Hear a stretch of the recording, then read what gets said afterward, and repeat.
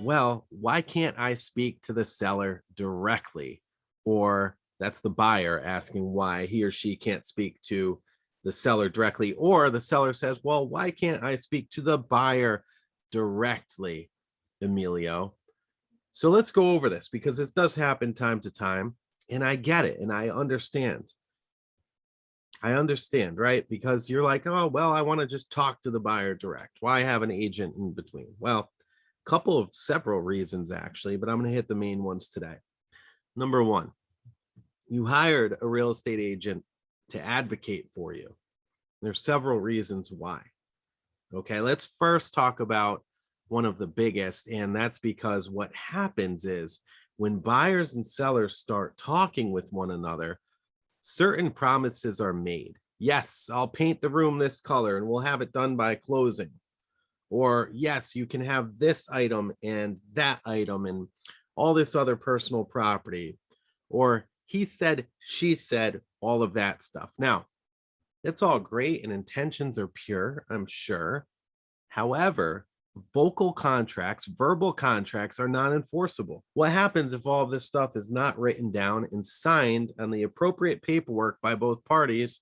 And then the buyers go into the closing or they go into the final walkthrough and they say, hey, that couch you promised me, that car that you were including in the sale, the jet ski you were including in the sale, not there. The room is still pink. You said you were going to paint it white. So the simplest things can blow things out of proportion. And guess what can happen? It can turn into a show. I can't say the word, but an ish show at the closing. It can be a mess. It can derail your closing. And furthermore, you've got no leg to stand on because you have nothing that's enforceable. So it's so much easier. You just go ahead, walk in with your agent, talk about what you want, and your agent will work with the other agent to go ahead and make sure it is on paper and enforceable. So that's number one.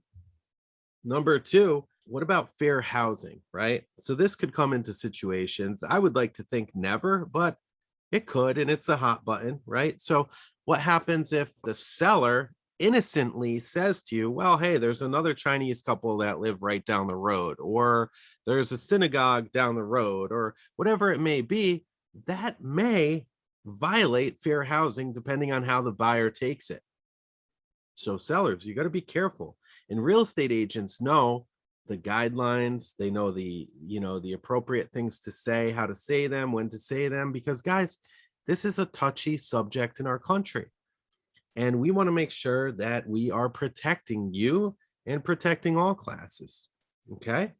It's important.